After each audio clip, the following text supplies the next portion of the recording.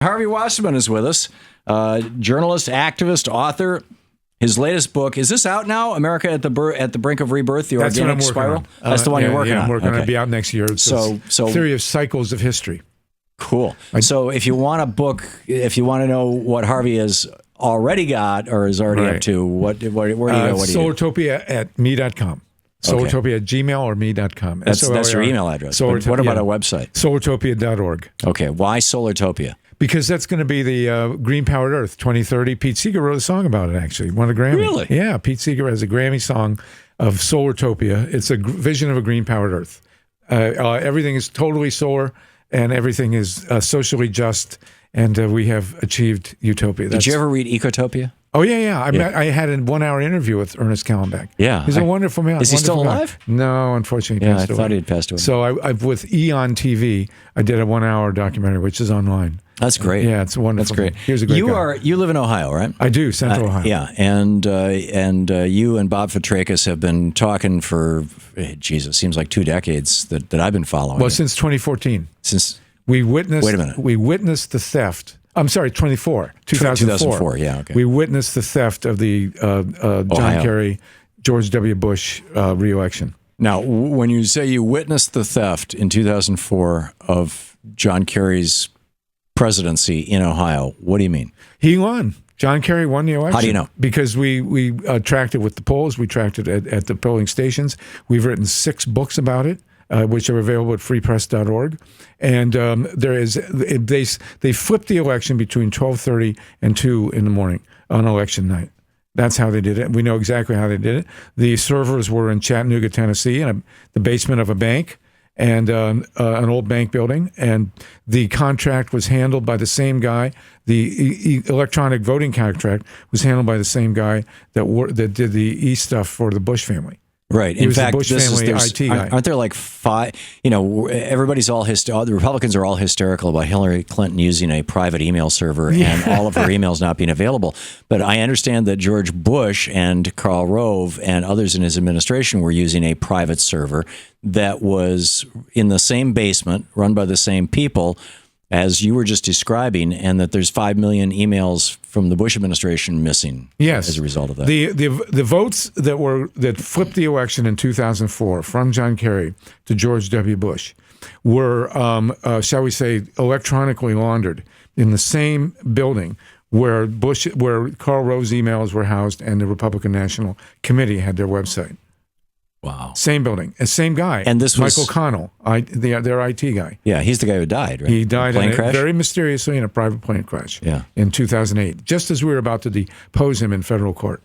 Whoa. So there is zero doubt, Tom, that the 2004 election was stolen. We can prove it 6 ways from Sunday, and we now believe that this most recent pot referendum in Ohio to legalize pot, that it was stolen. All the polls show that it was leading going into Election Day. You had like 60%, didn't you? Well, yes, and then it lost by 2 to 1. It's a virtual statistical impossibility. So you're going into the polls at 60% and you lose by 66%. That is almost like a flipped vote, isn't it? Well, it is a flipped vote, actually. It is a flipped vote. Yeah, there were some polls that showed it a little closer in the beginning. It showed us winning 52, 53, 54. But all the polls we've looked at, including the big one, Zogby, showed us winning, and then it lost 2 to not just lost, 2 to 1. You have elections in Ohio that are run by the Secretary of State.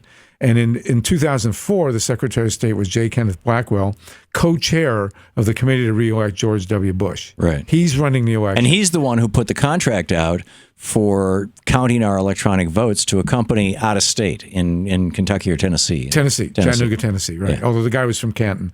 But and this year, the election was run by John Husted, the Secretary of State, who was vehemently opposed to legalizing pot and actually threatened to arrest the guys who put the ballot on the initiative on the ballot. Wow. And so we're supposed to get a reasonable vote count from him. I don't think so. So I remember back in 2004 talking with you or Bob on the air about how you guys were suing the state to basically audit the election in 2004. What happened? What happened is I was plaintiff in this lawsuit, the King Lincoln Bronzeville lawsuit. Bob was the lead attorney. And we won a federal court decision. A federal judge ordered all 88 counties in Ohio to bring in their electronic and other records from the election to a repository in Columbus where they could be examined and we could do a recount. Right. When it came time for them to deliver, of the 88 counties in Ohio, 56 had nothing to bring. Were these 56 counties? Were these principally Republican-controlled counties? Yes. By any chance? Yes, they were. And no one has ever been prosecuted, and there has never been a recount of the 2004 election by which George W. Bush was reelected. Right. This is the United States. We're supposed to have a democracy. It's not even close. 80% of the votes in 2016 will be cast and counted on electronic voting machines. Jeez. With no recourse. There is no paper trail. What do you think happened in Kentucky with Matt Bevin? He was down 6 points going into the election, and he won by 9 points. All the symptoms. It's a 15-point swing is a virtual statistical impossibility. Within the world of polling, it cannot happen except for some kind of screw up with the electronic voting. Why isn't anybody doing anything about this? Well, because the Democrats don't want to touch it because I've had this conversation 50 times. They think it'll lower the voter turnout. I have had that conversation with at least a half a dozen Democrats. It's insane. As well. Absolutely I'm insane. talking about elected officials, and right. And they're like, well, people will be afraid to come out and vote, and I'm like, no, maybe they'll be sufficiently pissed off that they'll realize that if the Republicans are going to steal 1 million votes, we need to show up with 2 million extra people. Well, then they ask how Obama won. The way Obama won was because he won by more than 10 million votes. Right. There was just too many votes to flip. Yeah. The official tally at the end was around 7, but we think he was well over 10. Yeah. And so when push came to shove, that was too big. So now the Democrats say, well, you have to have a big turnout. Come on. And plus what happens on the down ballot, in the school boards and the congressional seats and the state legislatures. We have a state legislature in Ohio that is 2/3 Republican in a state that votes, 55-45 Democrat. Wow! I mean, if you go to the 2012 election, Obama and Sherrod Brown both won, Democrats statewide, right. And we wound up with a legislature that has super majorities of both houses of Republicans and a Republican governor, which is almost impossible. Part of it's gerrymandering, but the other thing is that they just flip the votes however they want. Right. You can get whatever vote count you want in Ohio, and nobody's doing with it. You watch Hillary, you watch Bernie, you watch all these people running for president. Who's going to verify the electronic vote count? Well, Bernie on this program at least 100 times for 11 years he's been on here every Friday for an hour, and at least 100 times he has said we need to go to all paper like Canada does, right. Like the rest of Europe does. You vote on paper, it's counted by people. You've got people from both parties watching the count.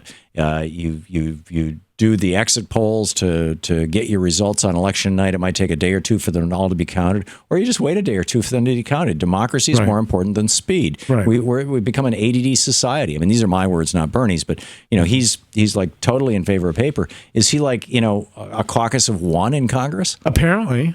I mean, what we want a 4-day weekend to vote. Right, over the Veterans Day. It'd be fine. Friday, Saturday, Sunday, Monday. Right. Then you have all the kids out of school. The Constitution says you have to vote on Tuesday. So you can vote Tuesday, too. You don't have to have a Constitution amendment. Sure. All the high school and college kids get out.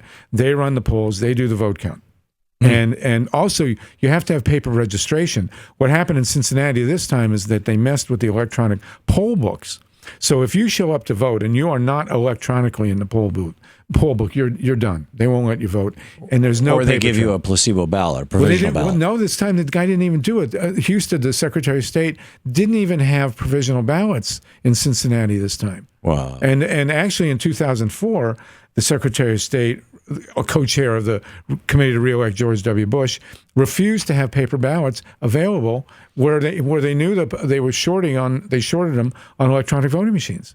Wow. This is, yes, it's a conspiracy theory, but there's actually a conspiracy here, and it makes perfect sense. Well, increasingly, it's the only way Republicans can win elections. I mean, it's not down in Alabama. It's like, hey, the black folks are not voting our way, so let's just shut down all the voter registration or all the driver's license bureaus in any county that's more than 75% African American. Well, we call it the sixth Jim Crow. Yeah, we go through in our next book. We go through slavery and the Three-Fifths bonus and the actual Jim Crow and our foreign wars, and then the drug war. Of course, has been a Jim Crow. I mean, the DEA basically turned into the KKK to prevent people from voting. Right. 40 million people arrested in the drug war which means they can no longer vote. Well, yeah, and more than half were black and Hispanic. Right. So that was the Southern strategy, by the way. That was Nixon's. Part of Nixon's Southern strategy was to attract white racists. Right. The other part nobody talked about was to disenfranchise black people. And he did it largely with the drug war. Absolutely. And, the drug war has completely gutted the political power of the African-American and Hispanic communities. If you have a third of your African-American men having gone through the prison system, strictly because of drugs, half the arrests being for simple possession of marijuana. And this has been the biggest political repression in modern American history. Nobody's put it in those terms. It's been the drug war. Now, if we're phasing out the drug war, what are they going to do in elections? Electronic voting. That's the next step. Right. Amazing. Harvey Wasserman with us, a journalist, activist, and author. Freepress.org. Freepress.org. And Solotopia.org. And our next book will be the sixth Jim Crow about this. If we don't deal with electronic voting machines, Tom, we got no democracy. It's not even close. Yeah, it's and it's looked that way since 2000. In a big way. And then after Hava, but we'll stick around, Harvey. Okay, we'll be right back. You're listening to Thom Hartmann. Harvey Wasserman is in the studio with us. Solotopia.org, his website at the moment. And Harvey, we were talking about not voter fraud. It's election fraud. So it's election theft. Election theft. Yeah. Right. Famously, when Barack Obama was reelected, and correct me if I'm mixing my memories up here, but my recollection is that when it was announced at Fox, Karl Rove went, "That can't be! That's not possible!" And he started running around freaking out. Right. And Anonymous came out and said that Karl Rove had it all set to flip the vote in a couple of places, and they figured it out, and they unflipped the vote. What do you think about that? It's possible. There's no doubt that Rove was set to steal another election in 2008. They had done it in 2004. They did 100 different things. We wrote a book about it called How the 2004 Election Was Rigged. And, there's no doubt that Rove expected that he was going to be able to walk away electronically. Now, we stopped them from doing a couple of things from Free Press. They were going to put in patches, invisible patches into the electronic system. There's a few other things we caught them doing. There's no doubt that they were poised to steal Ohio in 2008. Ohio wouldn't have been enough, actually, in 2008 or in 2012. Yeah. But it was certainly enough in 2004. Right. And also in 2000 with, Florida. And it's amazing to me, after all these years, that Al Gore and John Kerry have said absolutely nothing about any of this. I mean, Gore starts off the Inconvenient Truth movie by saying, I was once the next president of the United States, as if it was a joke.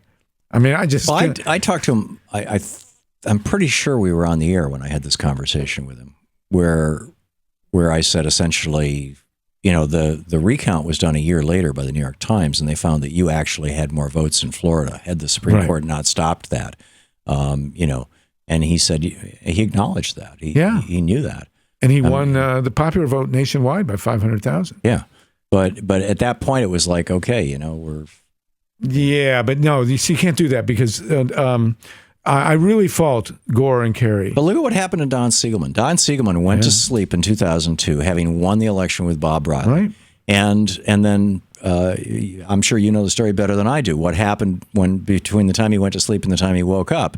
In one precinct, in one office, that only had one person in it at like midnight or something. Right. That one person, who happened to be a Republican operative, discovered 15,000 new votes or whatever the number was, something like that, for Bob Riley. But all the down ticket votes were for Democrats. That's right. It was obviously voter theft. And Don Siegelman started yelling about it on the air, and they went after him like nobody's business.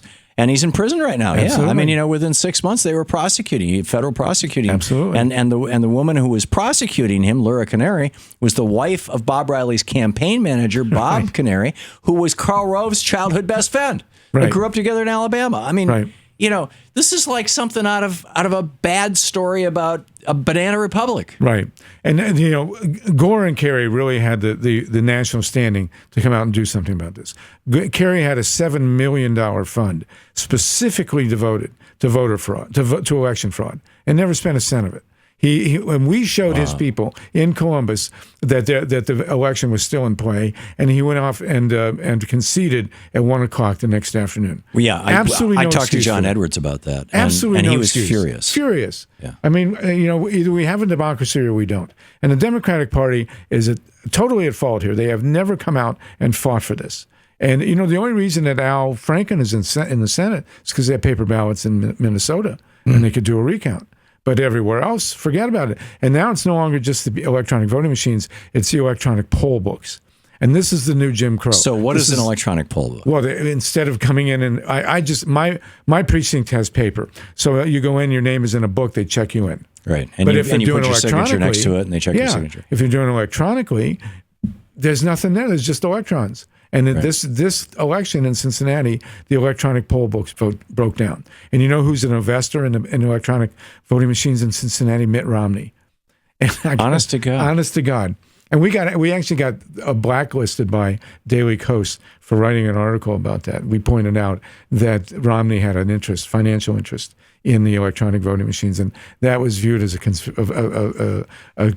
conspiracy theory. Was it like a second or third level? I mean, a company he owned a company he owned. Second level. But it was Hart Civic, and he's got there was one step removed, but nonetheless he was involved. People. So Harvey Wasserman, what do we do about this?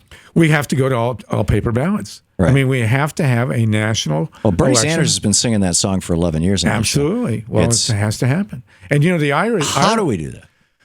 How do we do anything? We just have to keep raise enough hell. Ireland, by the way, had electronic voting machines, and they ditched them and went back to paper. They didn't just ditch them. They sold them for scrap metal. They sold them by weight. They sold them by the pound. Right? These are computers. Right. Traded it for Guinness. So could be. But Germany, Japan, Canada, Romania all have paper ballots. Right. And the exit polls in Germany agree with the final outcome by about less than 0.25% variation. And here, what they do in the United States is when the official outcome doesn't agree with the exit polls, they change the exit polls. Yeah, I know. It's staggering. And it never happened before '98, really. Right. And this is when it all started. Well, in our new book, we're going to trace it to '88 when Bob Dole was running against Bush 1, who had, fresh from the CIA. And that flipped in New Hampshire. He flipped 15. Bob Dole was winning in New Hampshire in the primaries by 8 points, and George W. Bush, H.W. Bush, wound up winning by 8 points. Now, I used to live in New Hampshire, and when I did, and I used to vote in New Hampshire, we voted on paper. It was the first year they brought in electronics. And Bush, who had all that experience from the CIA, there we go. Was ready to flip it electronically. Amazing. It's a nightmare. Amazing. Harvey Wasserman, Solotopia.org, the website, as well as freespeech.org, and all kinds of other great stuff. America at the Brink, Rebirth, his next book. Harvey, thanks for dropping by. Thank you, Tom. Great to have you with us. And to watch more clips from our programs, hit the Watch More Videos button over here. And please be sure to hit the handy-dandy subscribe button so you'll always be up to date. Tag, you're it.